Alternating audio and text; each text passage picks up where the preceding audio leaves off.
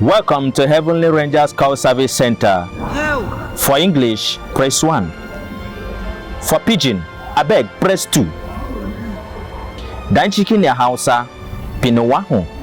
Kilo shele Yoruba, prinwaka 2. Fanshini hishina akina wakishina, fanshutua. World can be something. Jalinvuvu, jakunvu, jinguvu. Make hora asụsụ Igbo. Pia ise. Nke mmanya asụsụ Igbo, apịa m ise. Ọ bụrụ na ị chọrọ ya n'asụsụ Abakaliki, pịa nam. What? Ị chọọ ya n'asụsụ Anambra, biko pịa abụọ. Ọ bụ na ọ bụ Nsụka wele ihe chọrọ nwa na-edeje na moshine, biko pịa ya tọọ. Ị chọọ ya n'Igbo izugbe, pịa anọ. Biko Igbo izugbe, biko Central Igbo, the one I understand. Ano?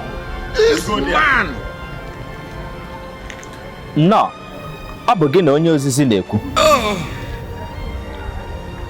Ọ bụrụ na ị chọrọ ka ị mata ụdị mmadụ nne gị bụ, pịa otu.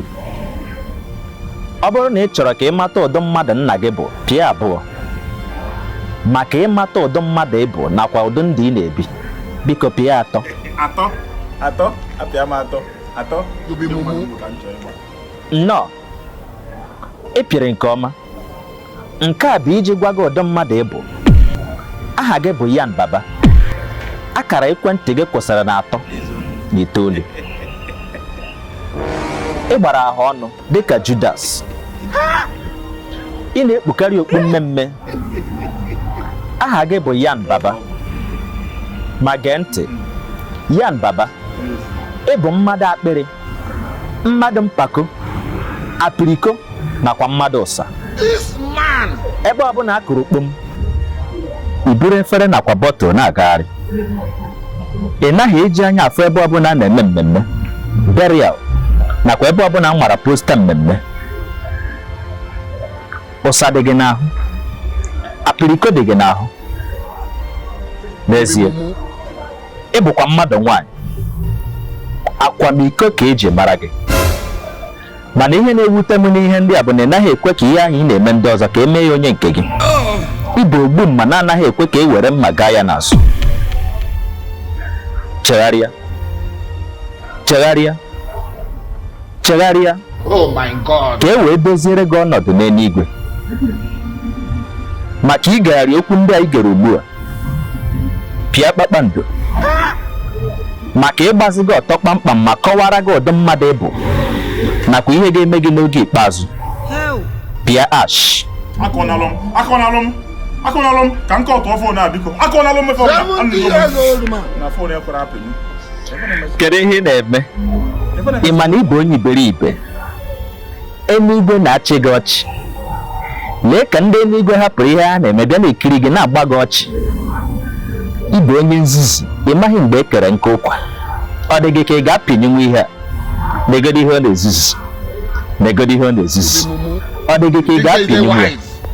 Onweghị mpịnye. Ọ bụrụ na ị chọrọ ka a pịnyere gị ya, ọ bụ anyị onwe anyị ga-apịnye ya. Mana ọ dị otu ihe ị ga-eme. Ị ga-asọskraịbụ n'ọrụ ndị eluigwe anyị na-arụ ebe a.